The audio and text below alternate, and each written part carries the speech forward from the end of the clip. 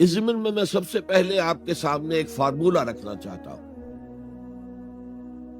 دیکھیے اسلام کا تقاضا کیا ہے؟ اللہ کی اطاعت کرو اور اللہ کے رسول کی اطاعت کرو، یہ بنیاد ہے۔ حاکم مطلق اللہ ہے، شارع حقیقی اللہ ہے، اور اس کے نمائندے کی حیثیت اس کے رسول کو حاصل ہے صلی اللہ علیہ وسلم۔ اطیعوا اللہ و اطیعوا الرسول۔ اس سے جو انحراف کرے گا، میں نے ابھی آپ کے سامنے سورہ آل عمران کی 2 آیتیں پڑھی ہیں۔ قُلْ إِن كُنتُمْ تُحِبُّونَ اللَّهَ فَاتَّبِعُونِي يُحْبِبْكُمُ اللَّهُ۔ اے نبی ان سے کہہ دیجئے اگر تم اللہ سے محبت کرتے ہو تو میرا اتباع کرو، میری پیروی کرو، اللہ تم سے محبت کرے گا۔ وَيَغْفِرْ لَكُمْ ذُنُوبَكُمْ، اور تمہاری خطائیں بھی بخش دے گا۔ وَاللَّهُ غَفُورٌ رَحِيمٌ، اور اللہ تو غفور بھی ہے رحیم بھی ہے۔ قُلْ اطیعوا اللہ وَرَسُولَ، کہہ دو اطاعت کرو اللہ کی اور اللہ کے رسول کی۔ فَإِن تَوَلَّوْا، پھر اگر وہ اس سے روگردانی کریں، فَإِنَّ اللَّهَ لَا يُحِبُّ الْكَافِرِينَ، تو اللہ کو ایسے کافر پسند نہیں ہے۔ یعنی اطاعت رسول سے انکار، اللہ کی اطاعت سے انکار، گویا کہ انسان دائرہ اسلام سے خارج ہو گیا۔ کبھی کوئی خطا ہو جائے، غلطی ہو جائے، گناہ کا صدور ہو جائے، اور انسان فوراً توبہ کر لے، فوراً رجوع کرے، پشیمانی اسے ہو جائے، عزم مصمم کر لے دوبارہ میں نہیں کروں گا، تو اللہ بخش دے گا۔ انما التوبۃ علی اللہ للذین یعملون السوء بجہالۃ ثم یتوبون من قریب، سورہ نساء میں فرمایا اللہ کے ذمے ہے ان لوگوں کی توبہ قبول کرنا۔ انما التوبۃ علی اللہ، اللہ کے ذمے ہے۔ جو کہیں غلطی سے، جہالت میں، نادانی میں، جذبات سے مغلوب ہو کر کوئی غلط کام کر بیٹھتے ہیں، لیکن فوراً توبہ کرتے ہیں، اللہ کی جناب میں رجوع کرتے ہیں، فوری توبہ اگر ہو جائے تو فوراً اللہ تعالیٰ کی مغفرت جو ہے ڈھانپ لیتے ہیں۔ لیکن اگر مستقل طور پر کسی ایک معصیت پر بھی ڈیرا ڈال دیا جائے، مثلا آج کی دنیا میں جو بہت بہت کامن شے ہے، سود جسے اللہ نے حرام قرار دیا، جس پر اللہ کی طرف سے اعلان جنگ ہے، فَأَذَنُوا بِحَرْبٍ مِّنَ اللَّهِ وَرَسُولِهِ، تو سن لو، الٹیمیٹم ہے اللہ اور اس کے رسول کی طرف سے۔ اسے اپنے کاروبار کا مستقل جز بنا لیا تو ایک غلطی، ایک گناہ بھی انسان کو ہمیشہ کے لیے جہنم میں ڈال سکتا ہے۔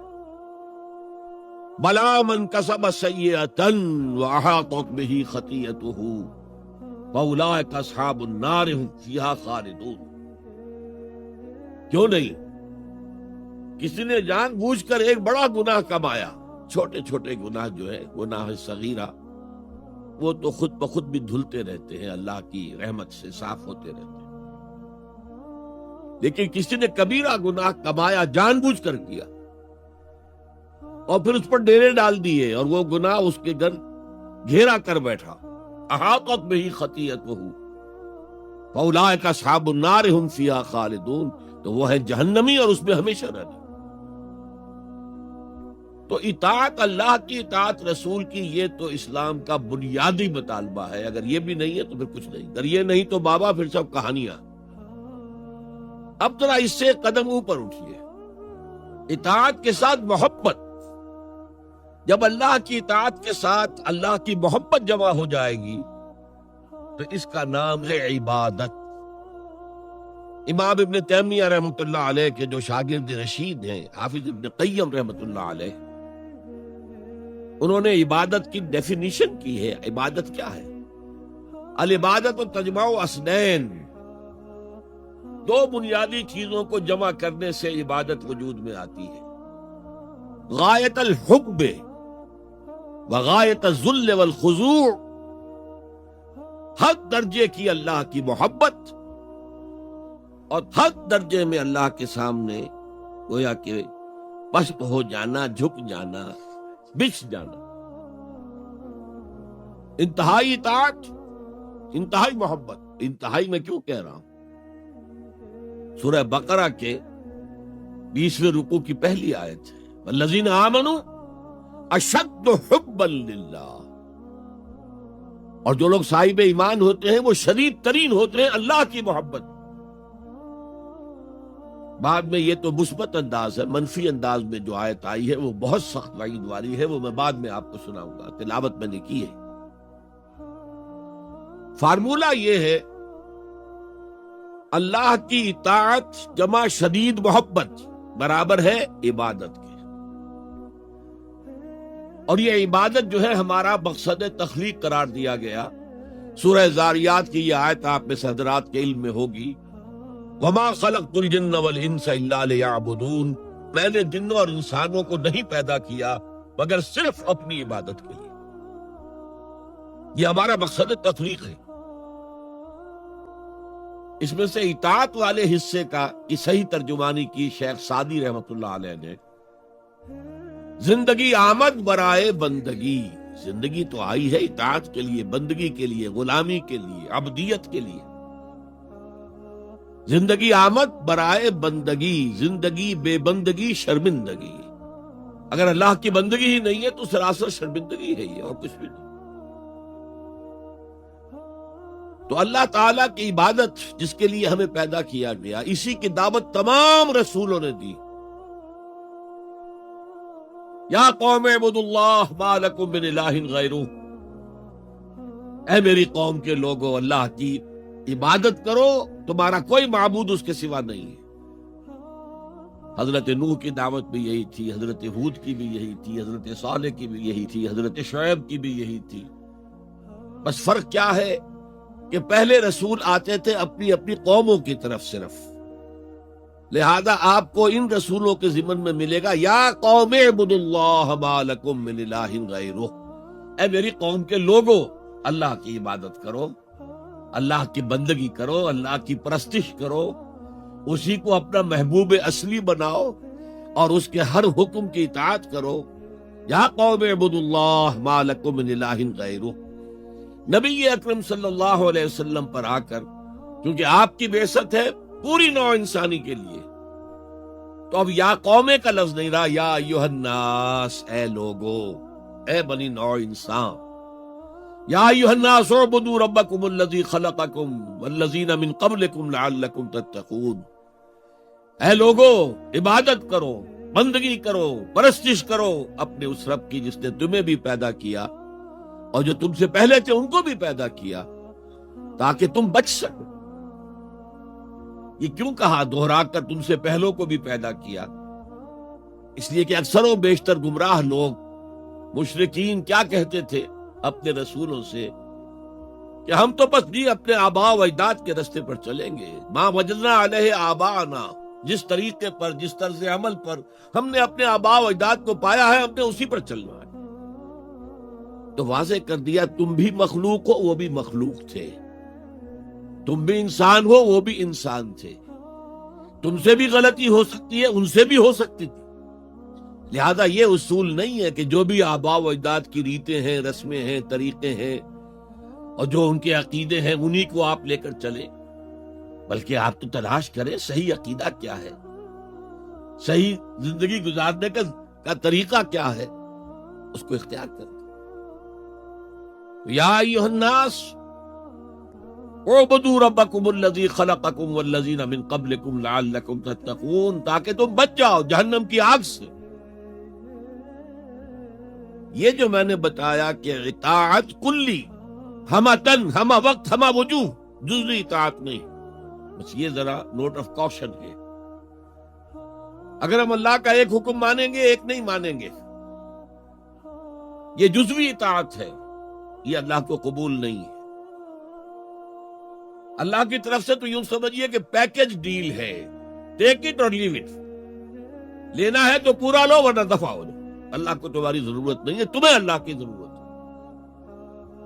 یا ایھا الذین آمنوا ادخلوا فی السلم کافہ، اے ایمان والو، اسلام میں داخل ہونا تو پورے کے پورے ہو، ادھورے نہیں. اور سورہ بقرہ کی آیت نمبر 85 کے اندر تو جو وعید آئی ہے، افتؤمنون ببعض الکتاب وتکفرون ببعض، کیا تم ہماری کتاب، ہماری شریعت کے کچھ حصے کو مانتے ہو اور کچھ کو رد کرتے ہو؟ فما جزاء من یفعل ذلک منکم، تو جو کوئی بھی تم میں سے یہ روش اختیار کریں گے ان کی کوئی سزا اس کے سوا نہیں ہے. کان کھول کر سنیے، ان کی کوئی سزا اس کے سوا نہیں ہے کہ دنیا میں ذلیل و خوار کر دیے جائیں اور قیامت کے دن یردون الی اشد العذاب، شدید ترین عذاب میں جھونک دیے جائیں. وما اللہ بغافل عما تعملون، اللہ غافل نہیں ہے، بے خبر نہیں ہے، لا علم نہیں ہے اس سے کہ جو تم کر رہے. تم اپنی داڑھیوں کے طول سے اللہ کو دھوکہ نہیں دے سکتے. تم اپنے پائجاموں کو ٹخنوں سے اوپر رکھے اللہ کو دھوکہ نہیں دے سکتے کہ تم بہت متبع رسول ہو. تم اپنے عمروں اور حجوں سے اللہ کو دھوکہ نہیں دے سکتے. اللہ کو معلوم ہے کہ حرام کی کمائی سے حج کیا ہے تم نے، حرام کی کمائی سے عمرہ کیا ہے. تو یہ جو جزوی اطاعت ہے کوئی اطاعت نہیں، اللہ کو قبول نہیں. آدمی سوچتا ہے کہ چلیے میں نے یہ کام اچھے کیے، یہ برے کیے، مجھے اچھے کاموں کا کچھ کریڈٹ بھی تو ملنا چاہیے نا. لیکن نہیں، اللہ کہتا ہے جزوی اطاعت منہ پر دے ماری جائے. اور جو دنیا کی سزا ہے وہ تو ہم اپنی آنکھوں سے دیکھ رہے ہیں. 130 140 یا 150 کروڑ مسلمان دنیا میں ہیں. ذرا اندازہ کیجیے. لیکن ہماری رائے کی کوئی اہمیت ہے؟ بین الاقوامی معاملات میں کوئی ہم سے مشورہ دیتا ہے کیا؟ آپ کا کیا خیال ہے؟ کس نمی پرست کے بھیا کیستی، ایسے بھی ملک تھے کہنا چاہیے، اب تو ان کا حال پتلا ہے. دولت کے انبار تھے ان کے پاس، لیکن ان کا مذاق اڑتا تھا مغربی ممالک.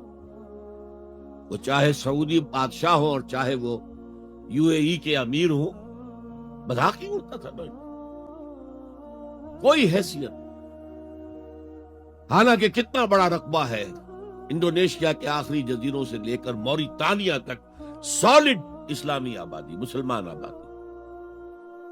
آپ کہیں گے کہ یہ بھارت جو ہے اس میں تو اکثریت تو نہیں ہے، لیکن 15 کروڑ یا 18 کروڑ تو آدمی یہاں موجود ہیں.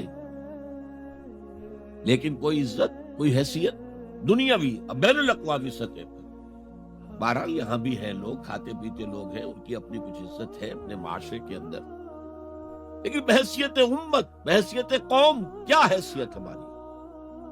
تو الا خزی فی الحیات الدنیا، وہ تو ہماری نگاہوں کے سامنے موجود ہے. اب قیامت کے دن کے بارے میں جو دھمکی اللہ نے دی ہے، وَيَوْمَ الْقِيَامَةِ يُرَدُّونَ إِلَىٰ أَشَدِّ الْعَذَابِ، قیامت کے دن شدید ترین عذاب میں جھونک دوں گا. اس پر اللہ سے معافی طلب کی جا سکتی ہے، دعا ہی کی جا سکتی ہے، اللہ ہم پر رحم فرمائی. یہ میں نے آپ کے سامنے رکھا ہے فارمولہ، اللہ کی اطاعت جمع اللہ کی محبت. دے گو ٹو میک عبادت. یہی دو الفاظ آتے ہیں اللہ کے رسول کے لیے بھی صلی اللہ علیہ وسلم. اللہ کے رسول کی اطاعت یہ تو اسلام کا بنیادی تقاضا ہے. اطیعوا اللہ واطیعوا الرسول فإن تولوا فإن اللہ لا يحب الکافرین. اطاعت کرو اللہ کی، اطاعت کرو رسول کی.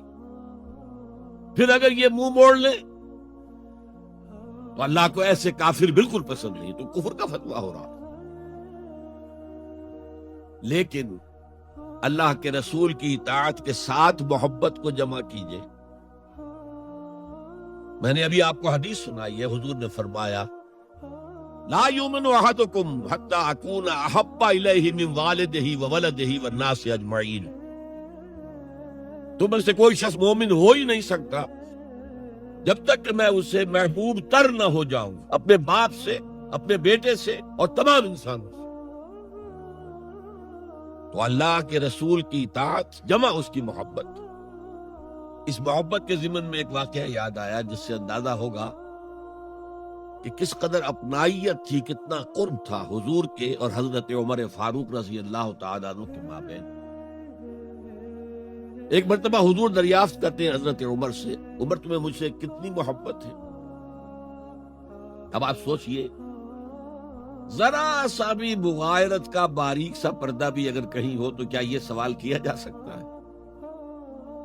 تو انتہائی قریبی شخص سے ہی کیا جائے گا، تمہیں مجھ سے کتنی محبت ہے؟ عرض کیا آپ مجھے دنیا کے ہر انسان سے بڑھ کر عزیز ہے۔ فرمایا اور اپنی جان سے؟ اب ذرا سا توقف کیا حضرت عمر نے، الان ہاں اب میں یہ بھی کہتا ہوں کہ آپ مجھے میری جان سے زیادہ عزیز ہیں۔ تو حضور نے فرمایا اب آئے ہو مقام مطلوب پر، تو رسول کی اطاعت جمع محبت، اس کا نام ہے اتباع، پیروی کرنا۔ فرق کیا ہے؟ اطاعت کی جاتی ہے حکم کی، اور پیروی کی جاتی کسی کے نقش قدم کی، چاہے اس نے حکم دیا ہو چاہے نہ دیا ہو، جو وہ کرتا ہو کرنا، یہ ہے اتباع۔ یہ اطاعت سے بہت بلند شے ہو گئی۔ مثال کے طور پر یہ چھوٹی چھوٹی مثالیں، اصل اتباع کیا ہے وہ میں بعد میں عرض کروں گا۔ کوئی ایک صحابی بدو باہر سے آئے، ایک ہی دفعہ حضور کو دیکھا، حضور اس وقت اس حالت میں تھے کہ آپ کے بٹن جو ہے کھلے ہوئے تھے گریبان کے، انہوں نے پھر ساری عمر اپنے گریبان کے بٹن نہیں لگائے۔ میں نے اللہ کے رسول کو اس حال میں دیکھا ہے، میں تو ان کی پیروی کروں گا، حضور نے کوئی حکم تو نہیں دیا تھا۔ تو یہ جو محبت، شدید محبت کے تحت جو بات آئے گی اس کا نام اتباع، اور اس اتباع کا مقام کیا ہے وہ آیت میں سنا چکا ہوں آپ کو۔ قل ان کنتم تحبون اللہ فاتبعونی یحببکم اللہ۔ اے نبی ان سے کہہ دیجئے اگر تم اللہ سے محبت کرتے ہو تو میرا اتباع کرو، میرے نقش قدم پر چلو، میری پیروی کرو۔ اللہ تم سے محبت کرے گا، تم اللہ کے محب نہیں محبوب بن جاؤ۔ اور اگر کہیں کوئی لغزش ہو گئی، کوئی خطا ہو گئی، کہیں جذبات کے رو میں بہہ کر کوئی گناہ کر بیٹھے تو اللہ معاف فرما دے گا۔ اللہ بڑا غفور ہے، اللہ بڑا رحیم ہے۔ مطلب یہ کہ راستہ تم نے یہ طے کر لیا ہو کہ چلنا مجھے محمد کے پیچھے ہے صلی اللہ علیہ وسلم۔ اب چلتے چلتے کبھی پاؤں پھسل گیا، کہیں گر گئے، کوئی بات نہیں، اٹھو فوراً، توبہ کرو اور آگے بڑھو۔ تو خطا اگر ہو بھی جائے گی، کہیں لغزش ہو جائے، کہیں چلتے چلتے پاؤں پھسل جائے کیچڑ میں، یا کوئی کیلے کا چھلکا آ گیا پاؤں تلے، گر گئے، کوئی حرج نہیں، اٹھو دوبارہ، لیکن نقش قدم جو ہے محمد کا صلی اللہ علیہ وسلم اس پر چلنا۔ یہ اس اتباع کا ذکر آیا ہے سورہ اعراف کی ان آیات میں۔ آپ کو معلوم ہے کہ حضرت موسیٰ علیہ السلام کو جب تورات پر طلب کیا گیا تو کوہ طور پر تورات دینے کے لیے، تو پہلے 30 دن کے لیے بلایا تھا، پھر 10 دن کا اور اضافہ کر دیا گیا، 40 دن ہو گئے۔ فتمت میقات ربک 40 لیلہ۔ اس اسنا میں پیچھے فتنے میں مبتلا ہو گئے بنی اسرائیل۔ سامری اس نے ایک ڈھونگ رچایا اور ایک بچڑا جو ہے وہ سونے چاندی کا بنایا ہوا بچڑا ڈھال کر کھڑا کر دیا۔ اس میں سے کوئی تھوڑی سی آواز بھی نکلتی تھی، کوئی ایسی ہے کہ ہوا گزرتی تھی تو آواز سے آتی تھی۔ کہا یہ ہے تمہارا الہ۔ یہ تو موسیٰ تو بھول گیا کہاں گیا ہے، کوہ طور کے اوپر کس خدا سے ملنے گیا ہے، خدا تو یہ ہے۔ اور بنی اسرائیل کے بہت سے لوگ اس فریب میں آ گئے اور بچڑے کی پوجا کرنے لگے۔ اب جب حضرت موسیٰ آئے، اور آپ کو معلوم ہے حضرت موسیٰ کا مزاج جلالی تھا، وہ پتھر کی تختیاں لے کر آئے تھے کہ جن پر کوہ طور پر اللہ تعالیٰ نے اپنے احکام 10 جو ہیں 10 کمانڈمنٹس مشہور، وہ کندہ کر کے آپ کو دیے تھے، وہ ہاتھ میں لے کر آئے۔ یہاں معلوم ہوا یہ صورت پیش آ گئی ہے۔ فَأَلْقَى الْأَلْوَاحَ، تو وہ تختیاں تو آپ نے زمین پہ ڈالی، اور پھر جو احتساب کیا ہے، پہلے تو اپنے بھائی حضرت ہارون کا، ان کی داڑھی کے بال پکڑے، ان کے سر کے بال پکڑے اور کھینچا اپنی طرف۔ اس نے کہا کہ بھائی مجھے ذلیل نہ کرو لوگوں کے سامنے. میں نے انہیں روکا لیکن یہ تو مجھے قتل کرنے پر تل گئے تھے. اور مجھے اندیشہ یہ ہوا کہ کہیں آپ واپس آ کر یہ نہ کہیں ان فرقت بین بنی اسرائیل، کہ تم نے جو بنی اسرائیل کے درمیان تفرقہ پیدا کر دیا. تو میں نے کہا آپ ہی واپس آ کر نپٹے. اب پہلی بات نوٹ کیجئے، تاریخ انسانی کا یہ عظیم واقعہ ہے. کئی ہزار یہودی اپنے اپنے قبیلے کے لوگوں کے ہاتھوں ذبح کیے گئے. اس پر اللہ تعالیٰ نے حکم دیا اور حضرت موسیٰ نے وہ حکم دیا. اللہ کا حکم موسیٰ نے پہنچایا. یہ 12 قبیلے نا، ہر قبیلے کے جن لوگوں نے یہ حرکت کی ہے ان کو اسی قبیلے کے لوگ اپنے ہاتھ سے ذبح کریں. اب یہ بہت بڑی توبہ تھی، بہت بڑی توبہ تھی، بہت بڑی توبہ تھی، اپنے قبیلے کے لوگوں کو قتل کر دینا. پھر وہ 70 نمائندے لے کر تمام جو بڑے لوگ تھے کوہ طور پر حاضر، اجتماعی طور پر اللہ سے عفو و درگزر کی درخواست بھی کرنے کی. وہاں اللہ نے زبردست زلزلہ بھیج دیا. محسوس ہوا اب سب ہلاک ہو جائیں گے. حضرت موسیٰ نے کہا پروردگار تو چاہتا تو مجھے اور اس قوم کو پہلے ہی ہلاک کر دیتا. تو ہمیں نکال کر لایا ہے آل فرعون کے پنجوں سے، تو نے ہمیں نجات دی ہے، تو پروردگار ہمارے لیے اپنی رحمت طے کر لکھ، فاکتب لنا، ہمارے لیے طے کر دے، لکھ دے اپنی رحمت. اس پر فرمایا اللہ نے دیکھو موسیٰ، میری ایک رحمت تو عام ہے، وسعت کل شیء، رحمتی وسعت کل شیء، ہر شے کے ساتھ، اور ایک میری خاص رحمت ہے وہ میں لکھ دوں گا، طے کر کے رکھ دوں گا. للذین یتبعون الرسول النبی الامی، ان لوگوں کے لیے جو میرے رسول نبی امی پر ایمان لائیں گے، ان کا اتباع کریں گے. یہاں بھی لفظ اتباع آیا. اور اس میں پھر حضور صلی اللہ علیہ وسلم کی کچھ شان بیان ہوئی ہے، بات لمبی ہو جائے گی.